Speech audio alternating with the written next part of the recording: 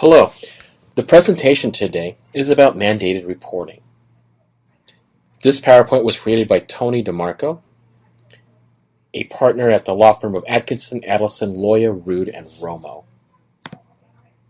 Our agenda for today includes who is a mandated reporter, what is required to be reported, confidentiality of reports, consequences of failure to report, and hypothetical situations. Who is a mandated reporter? They are a teacher, an instructional aide, a teacher's aide or teacher's assistant employed by the school, a classified employee, or an administrator.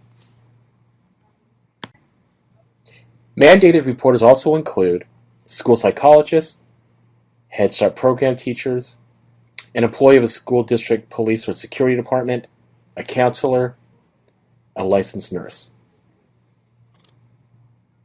California law is clear as to when a mandated reporter is required to report. A mandated reporter shall make a report when in his or her professional capacity has knowledge of or observes a child whom he or she knows or reasonably suspects has been the victim of child abuse or neglect. What is child abuse or neglect? It includes physical injury or death inflicted by non-accidental means, sexual abuse, neglect, willful harming or injuring of a child, endangering the person or health of a child, and unlawful corporal punishment or injury. Please note that child abuse or neglect does not include mutual fighting between minors.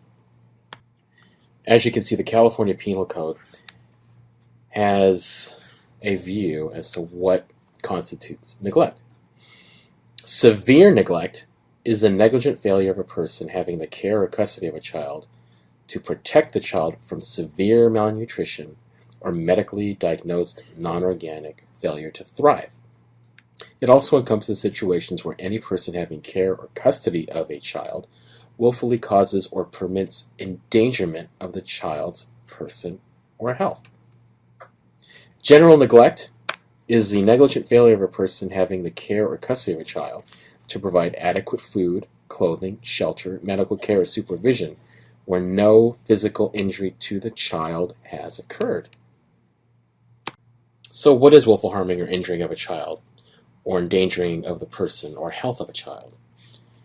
Well, it's any situation wherein a person willfully causes or permits any child to suffer or inflicts thereon unjustifiable physical pain or mental suffering, or having the care or custody of any child willfully causes or permits the endangerment of the person or health of a child. What is unlawful corporal punishment or injury? This is when a person willfully inflicts upon any child any cruel or inhuman corporal punishment or injury resulting in a traumatic condition. Corporal punishment is expressly prohibited by the Education Code. Corporal punishment is defined as the willful infliction of, or willfully causing the infliction of, physical pain on a pupil. What is reasonable suspicion? Reasonable suspicion means it is objectively reasonable for a person to entertain a suspicion based upon facts that could cause a reasonable person in a like position drawing, when appropriate, on his or her training and experience to suspect child abuse or neglect. Reasonable suspicion does not require certainty child abuse or neglect has occurred, or a specific medical indication of child abuse or neglect.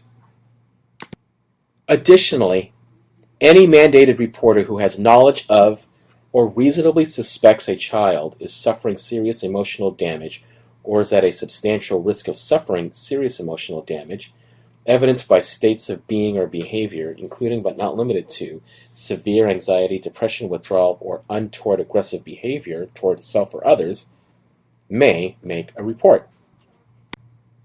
So to whom is a mandated reporter required to report? 1. A police department. 2. A sheriff's department. 3. A county probation department. Or 4. A county welfare department. Please note that the mandated report may not be made to a school district, police, or security department. And when must a mandated report be submitted? The report must be made immediately or as soon as is practically possible by telephone. And within 36 hours of receiving information concerning the incident, the mandated reporter must prepare and send, fax, or electronically submit a follow-up report. What information is submitted in a mandated report?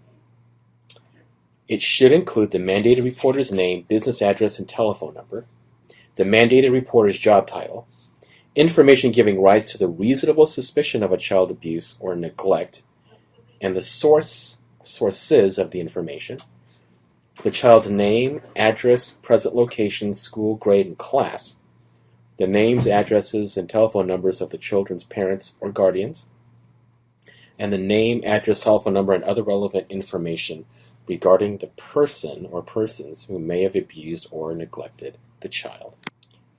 Confidentiality of reports. Here's some quotes from California law.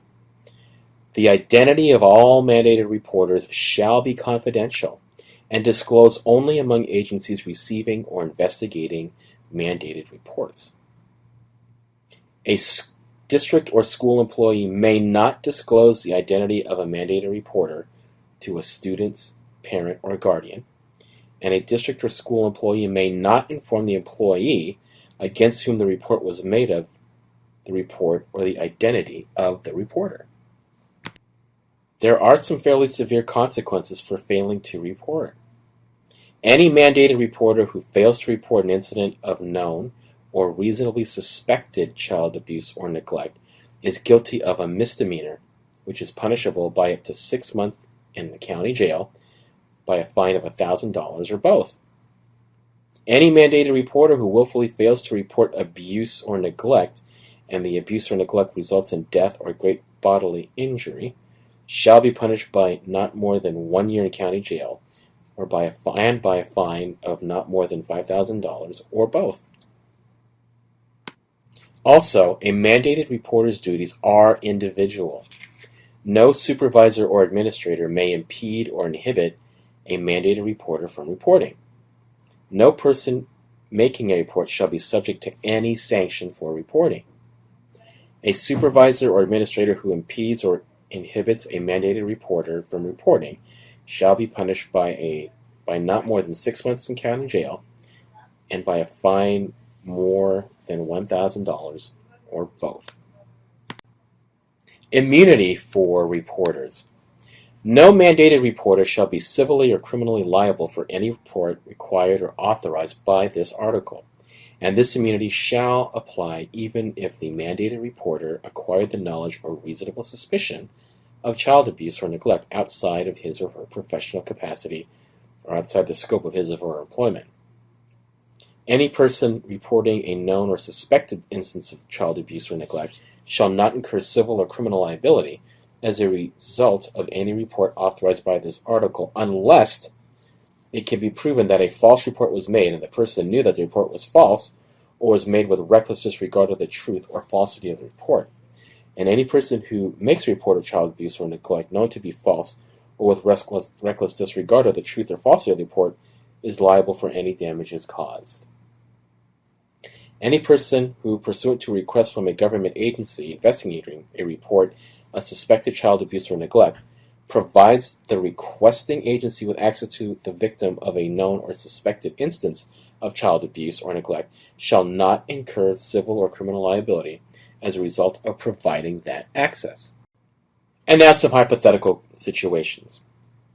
A student tells his counselor he was the victim of abuse by a relative last year. The student informs the counselor the relative moved out of state last year and he has not been subject to abuse since. The counselor comes to you and asks if she has an obligation to file a mandated report because the abuse happened over a year ago and the relative no longer lives in the state. Does the counselor have an obligation to report? Yes. The mandated reporting laws do not place a time limit on reporting suspected abuse or neglect.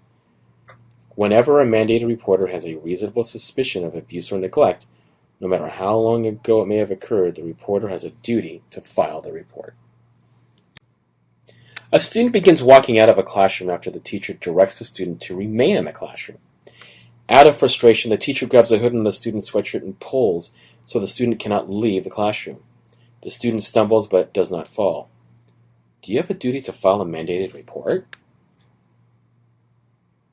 Yes, the teacher may have willfully inflicted pain upon the student. When a student's parent arrives to pick up her child, she drives erratically in the parking lot. A teacher walks the student to the car.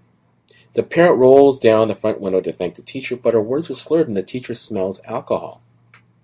The parent leaves the site with the student, and the teacher inquires whether she has an obligation to report her suspicion that the student's parent may have been driving intoxicated. Is there a duty to report? Yes.